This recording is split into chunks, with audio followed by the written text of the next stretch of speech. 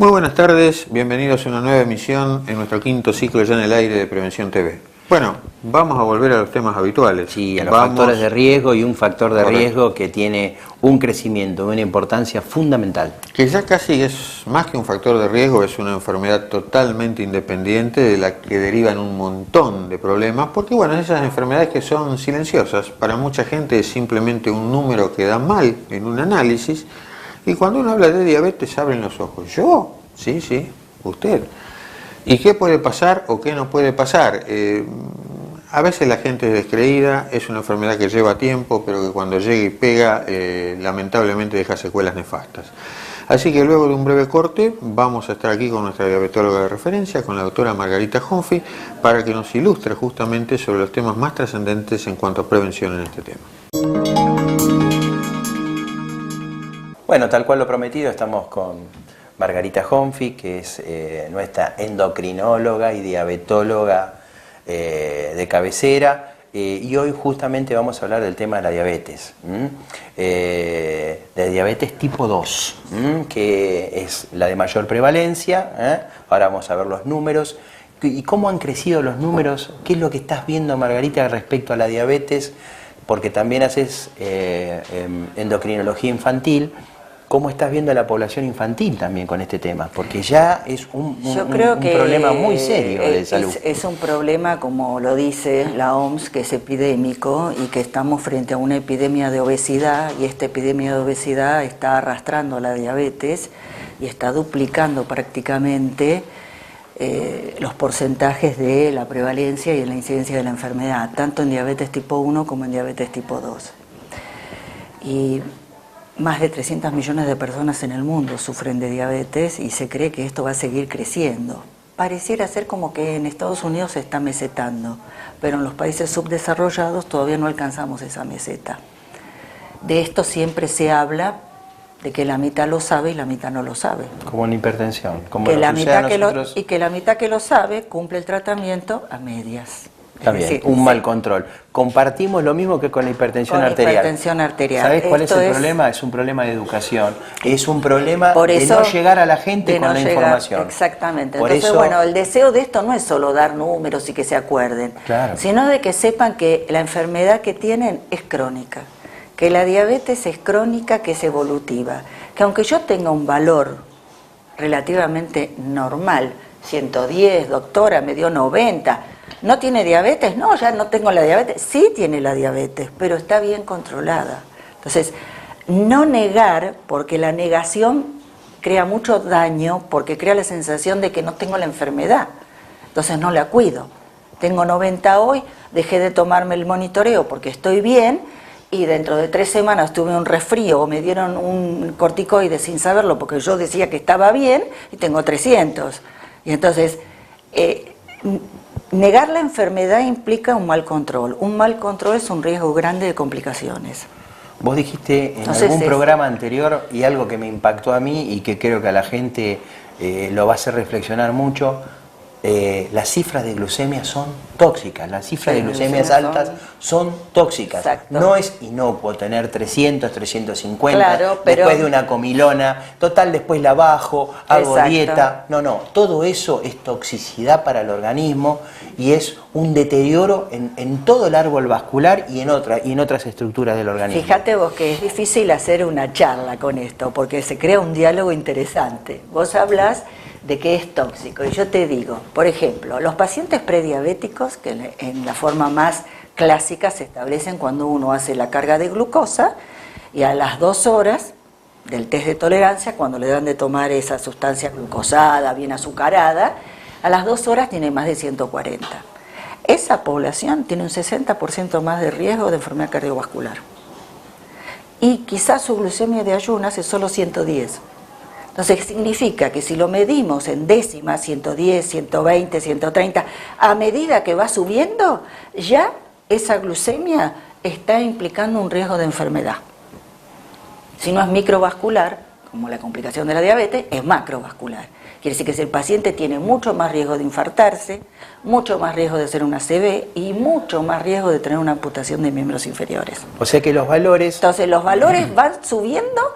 Y el organismo busca siempre límites muy estrictos, son 70, 100 estamos hablando, antes hablábamos 110. Entonces fíjense que esos valores tan estrechos implican un margen de seguridad para evitar la aceleración de los fenómenos ateroscleróticos. Y por encima de los valores de 126 es cuando ya empezamos a hablar de complicaciones micro, ¿sí? Microangiopáticas de los vasos más pequeñitos de todos, incluso de aquellos que van a inervar a los nervios y que nos van a hacer tener la neuropatía diabética, o de aquellos que van a inervar los vasos o la función tan importante de los vasos tan pequeñitos de la retina que nos van a permitir ver todos los días con una buena óptima visión, y que si se mete la diabetes aparece la retinopatía. Claro. La complicación. De lo que está diciendo Margarita, y también tenemos las complicaciones renales. Exacto. Esto es una enfermedad multidisciplinaria. Y es vascular. Y es vascular. Agrede todos los territorios vasculares. No la hay... vista, los riñones, el corazón, el piel, vaso de cuello, la piel. Es decir, que tenemos que pensar que nosotros estamos realmente preocupados por quizá entrar en los pequeños periodos en los que son años previos al diagnóstico de la diabetes, ¿sí? Yo puedo tuve un paciente muy joven de 37 años, con diagnóstico de diabetes tipo 2 y una hemoglobina de 13. Entonces cuando lo veo tiene una microalbuminuria de 300. Entonces realmente se cumple lo que un estudio muy importante dice, que es el UKPDS en Estados Unidos, que digamos que toma a todos los pacientes con inicio de la diabetes y a todos los screenea muy bien. Entonces estos pacientes realmente bien estudiados se les observa que tienen un porcentaje elevado ya complicaciones de la enfermedad, como la microaneurisma, que es la microangiopatía, y la microalbuminuria. Cuando tienen la microalbuminuria, si son tan precoces, también implica riesgo cardiovascular. Pero estamos hablando de que ya hay complicaciones desde el inicio de la enfermedad, porque esta enfermedad, antes de que se diagnostique, ya tiene años de hiperglucemia. Silenciosa, el paciente no sentía nada. El laboratorio daba 110, el doctor del clínico le decía, está bien, no se haga problema, no coma mucho azúcar ni nada más. Que el paciente es el famoso cumplía parcialmente síndrome o no. Metabólico, que pasa muchos años hasta que llega un día que los islotes de Langerhans, que son los que secretan la insulina, se agotan y en vez de mandar 10.000 unidades, mandan 1.000, y esos valores dejaron de estar normales y pasaron a tener valores de diabetes. Exacto. Y entonces acá podemos hablar un poco más esquemáticamente de la diabetes en diagnóstico. Yo hablo de diabetes diagnóstico cuando tengo 2 glucemias mayores a 126. Recuerden que estos valores se bajaron justamente por esto, por la aparición de complicaciones antes. Claro. Entonces, los valores viejos de 140 eran muy altos y los pacientes complicaban rápido. Entonces, por eso se bajó. Quizás la tendencia mundial sea, como en diabetes gestacional, a seguir bajando un poco más. Perfecto. Como se bajó de 110 a 100 para glucemia normal. O sea, 2 glucemias de 126 en ayunas. Es diagnóstico de diabetes. Entonces, doctora, pero yo no siento nada, estoy fenómeno. Es una diabetes leve. Es una diabetes de inicio que si usted no cuida va a ser una diabetes complicada y que lo va a llevar a aumentar el riesgo cardiovascular y a complicaciones. Entonces, ¿Y el diagnóstico de una mayor de 200 en cualquier momento del día? El paciente, si tiene síntomas, por ejemplo, doctora, yo estoy tomando mucho, no sé qué me pasa, me levanto a la noche a hacer pis y como mi papá y mi mamá tenían diabetes, me vine a ver y qué sé yo, en ayunas por ahí tiene 120, pero yo hago una curva y aparece más de 200. O si el paciente tuvo una infección urinaria y viene a la guardia, tiene 300. Claro. Entonces, los síntomas son importantes y son las famosas P, para que se acuerden, que es bastante clásico. La poliuria, que es tomar mucha agua, mucha necesidad porque se orina mucho, la polidipsia, la poliuria, que es orinar mucho, la polifagia, que el paciente tiene mucho apetito. A veces se habla también de la pérdida de la visión, porque esa hiperglucemia, ese aumento del azúcar, encharca dentro de un objetivo, una pequeña lente que está dentro del ojo, que es el cristalino, y nos disminuye transitoriamente la agudeza visual. Entonces, es muy importante para que el paciente consulte. También hay muchos pacientes que tienen cansancio, agotamiento, sensación de dolor en todo el cuerpo, como si estuvieran constantemente engripados. ¿sí? Y la aparición muchas veces de micosis y enfermedades infecciosas, como la forunculosis, como las lesiones a nivel de los pies o las lesiones sobre todo urogenitales, tanto la infección urinaria como las vulvovaginitis o las balanopostitis. Nos están haciendo señas, vamos a un breve corte y continuamos con el programa. Nos vamos al corte diciendo que la doctora dijo el diagnóstico de 2 glucemias mayores de 126 en ayunas ya es diagnóstico de diabetes, o una glucemia al azar mayor de 200 en cualquier momento del día es diagnóstico de diabetes. Vamos a un corte, no toquen el control remoto, que viene una parte muy interesante del programa. Ya volvemos.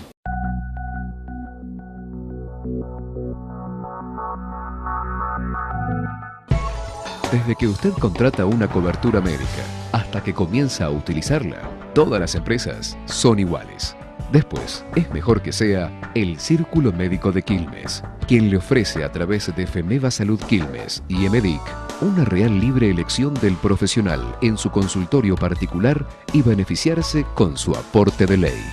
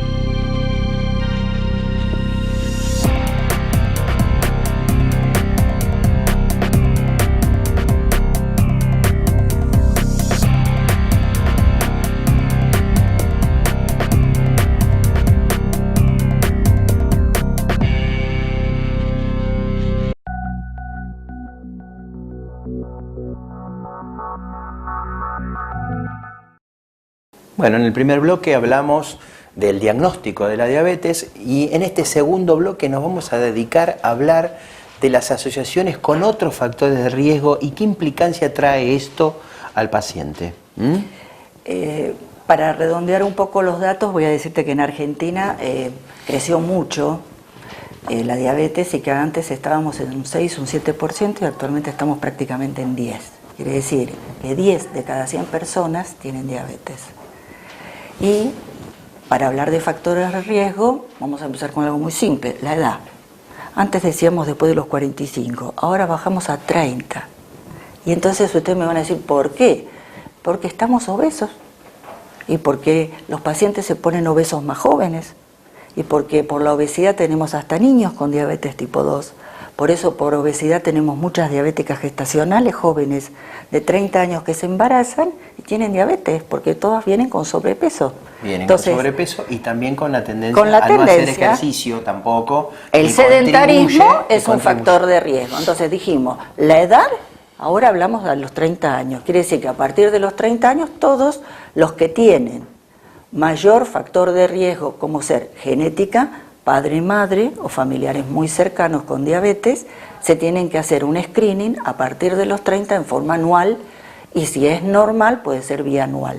Pero como empezar a tener en cuenta esto, aquellos que tienen hipertensión, aquellos que tienen dislipidemia, es decir, el colesterol alto o los triglicéridos altos o el HDL bajo, aquellos que tienen factores de riesgo por su embarazo, como dije, que han tenido diabetes gestacionales previas a los 20, 25, 30 años, estas mujeres el 50% a los 10 años hacen diabetes manifiesta, aquellas mamis que han tenido hijos de alto peso para la edad gestacional, que son las que han tenido chicos más de 4 kilos, aquellas que han sido abortadoras previas, más a repetición, o que han tenido chicos que no han nacido vivos y no se sabe bien cuáles fueron las causas. Y aparece un subgrupo también interesante, que son aquellos pacientes que son psiquiátricos y que por X razón están tratados con medicaciones, con 2 o 3 drogas psiquiátricas y que se ponen obesos con facilidad por el mismo tratamiento, que es muy importante para dejarles bien su psiquis, pero que aparece la diabetes con mucha facilidad. Entonces es un grupo muy especial que hay que tener en cuenta, porque hoy en día muchos de estos pacientes son ambulatorios y lo son gracias a las medicaciones antipsicóticas. Sí, y se le hace todo el hincapié en la enfermedad psiquiátrica y se descuida, lo metabólico. Y nosotros estamos viendo una incidencia de dislipidemia, hipertrigliceridemia sobre todo, y de diabetes en este grupo de pacientes. Entonces es importante tener en cuenta que no es motivo para sacar la medicación, sino que es motivo para que el médico entre también a jugar un rol, el diabetólogo, en la prevención o en la ayuda para normalizar la glucemia en esta población, que de hecho necesita, para estar bien e insertarse a la sociedad, tomar su antipsicótico. Y va el diabetólogo atrás colaborando en mantener la glucemia. Claro, ¿sí? Entonces es muy importante porque que sepan que es un grupo importante de riesgo. ¿Sí? Hay algunos pacientes que tienen más riesgo también, sobre todo los psoriásicos crónicos, ¿sí? Que tienen muchos años de psoriasis, también tienen más riesgo de tener diabetes. Bueno, y hay poblaciones especiales, las etnias, por ejemplo, que nosotros no las vemos mucho, pero en Estados Unidos los indios Pima, que son sobre todo esos que están en Arizona y son cerca de la frontera con México, tienen porcentajes elevadísimos en cuanto se empiezan a tener la vida o el tipo de alimentación occidental, claro, ¿no? Dejan de hacer actividad física, y para dejan de caminar, empiezan con la Coca-Cola y sonamos. Entonces acá aparece la diabetes.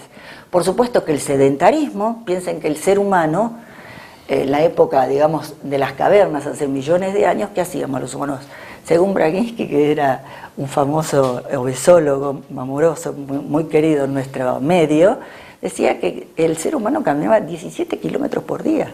Claro, para proveer la comida. Para proveer su sustento. Sí. Y que nuestro organismo, ¿cómo está preparado? Está preparado para esto, para buscar comida y tener periodos de hambruna y periodos de comer. Por eso tenemos una insulinoresistencia ligeramente fisiológica para conservar la especie. Pero si está sometida al sedentarismo y si está sometida al aumento del exceso de calorías y de ingesta, no puede cambiar su genética tan rápido. Entonces siempre digo, gente moderna en envases viejos. La genética no nos acompaña en este caso. No, para nada. Nos prepararon para ser activos y para comer más sano. ¿Sí? Entonces esto también tiene que ver. Hoy en día hay una tendencia muy grande a vivir en espacios reducidos, utilizar mucho el vehículo, utilizar mucho los climas siempre normocalóricos, digamos, ni siquiera el cuerpo se esfuerza por mantener o sea, tenemos que estar más activos. Desde el punto de vista cardiovascular, o sea, la diabetes es una enfermedad que el 70% de su mortalidad es por problemas relacionados a la enfermedad cardiovascular. La mayoría de nuestros pacientes diabéticos tipo 2 mueren por enfermedad cardiovascular. O sea, de hecho, mueren por infarto agudo de miocardio, por accidentes cerebrovasculares. Arrastra todo lo que hablamos la charla anterior, lo del síndrome metabólico. Exactamente. Recordás que, como decíamos, este síndrome metabólico nos da 2 ramas, la aparición de la diabetes y el factor cardiovascular. Cuando aparece la diabetes acentúa el riesgo cardiovascular y aparte complica los microvasos, los pequeñitos. Entonces, el riesgo cardiovascular y el riesgo, digamos, a nivel tanto del ACV como de la amputación es muy alto. Entonces acá aparece el cardiólogo acompañándonos también, sí, para mantener a rajatabla ya 3 cosas fundamentales. La glucemia en valores normoglucémicos, porque quiero decirles que hoy en día se está hablando en diabetes tipo 2, no que sí estoy bien con 140, 150, no, tratamos de que el paciente sea normoglucémico, es decir, glucemia en ayunas menos de 100 y glucemia 2 horas después de comer menor a 140, ¿sí? Porque después de 140 ya decíamos que eran intolerantes, así que aumentaba el riesgo cardiovascular. Entonces, siempre estamos pensando en que quizás al diabético le damos un changüí más alto y hoy estamos más estrictos. Bueno, en resumen y para finalizar, recuerden, la importancia de la actividad física es fundamental. Es como si estuvieran tomando un medicamento adicional para bajar la glucemia. Lo importante que es el tema de la dieta, las pequeñas comiditas a lo largo del día, no grandes comidas y con determinada calidad de alimentos. Eso se lo tiene que inculcar su diabetóloga o su nutricionista, prepararle un plan alimentario personalizado para cada individuo. Y por supuesto, el buen control con respecto a los medicamentos. No abandonar la medicación, porque si uno abandona la medicación, los valores se desbandan y ese valor desbandado, con unas glucemias elevadas, es tóxico, como dijimos a lo largo del programa. ¿Algo más, Marga? Sí, que digamos que en general el paciente, una vez que se siente bien y que cumplió los primeros meses el tratamiento, cuando se ve bien es como que empieza una fase negadora de la enfermedad, porque todo vuelve a estar en su lugar, la sensación de bienestar, la glucemia normal, hace que el paciente crea que esta enfermedad se fue. Esta enfermedad es crónica, progresiva, evolutiva y produce morbilidad y mortalidad elevada. Entonces, por favor, no dejen de cuidarse y de cuidar la hiperglucemia. Gracias, Marga. Les debemos un programa entero para la terapéutica de la diabetes tipo 2. Así que de eso vamos a hablar del tema del plan de actividad física, de la nutrición, un poco de todo eso vamos a hablar en otro programa sobre el tratamiento de la diabetes. Vamos a un corte y cerramos el programa. Bueno, llegamos al final del programa, esperamos que les haya gustado, esperamos que hayan sacado provecho de esto. De cualquier manera, para todas aquellas dudas que tengan, Margarita estará dispuesta a contestarlas vía Facebook, como siempre. Así que no me queda más que agradecerles a ustedes la fidelidad, a nuestros sponsors que hacen posible el programa. Muy buenas tardes y hasta la próxima emisión. Muy buenas tardes y hasta la próxima semana.